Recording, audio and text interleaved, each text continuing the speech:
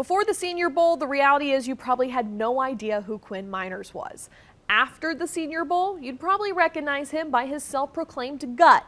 Now the reality is the former Warhawk is a projected second-round pick. Kind of getting borderline ridiculous what he's doing up front this week. My nickname in high school was the Gut. My nickname at Whitewater was the Gut. That was just something that, I always had my belly hanging out, during camp and whatever. It gets hot in August, hot and humid in August. And so I was always kind of, let the belly breathe. It was very odd to have, the media react the way they did, because it's just something that I've always done.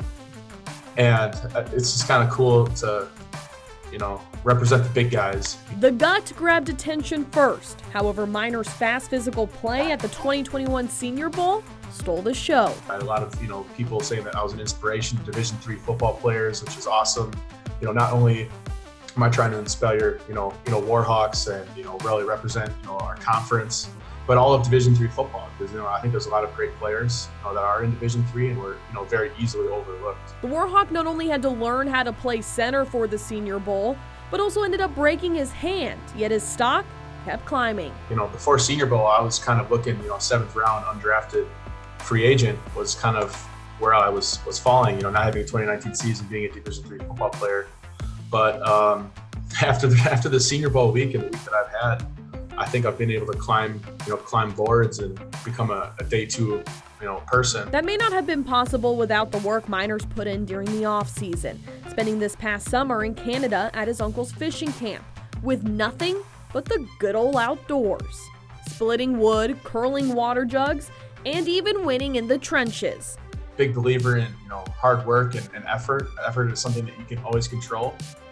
So whether it's practice, game, weight room, walkthroughs, I'm always trying to go as hard as I can, whatever moment that is, because when it comes time to something like this where it's the Senior Bowl, when you're going to rely on your fundamentals and what you've always done when it comes to those big moments. And what I've always done is hard work, prepare as well as I can, and have that chip on my shoulder of being under recruited and always counted out. With his confidence at an all-time high and his work ethic to back it up, the Bears and Packers had already scouted the lineman, and all 32 teams were at his pro day. I took it very seriously once that happened. I changed a lot of things in my life, my diet, and the way I eat, and the way I'm training and stuff like that. And when it comes down to it, football is football, no matter what division you're from.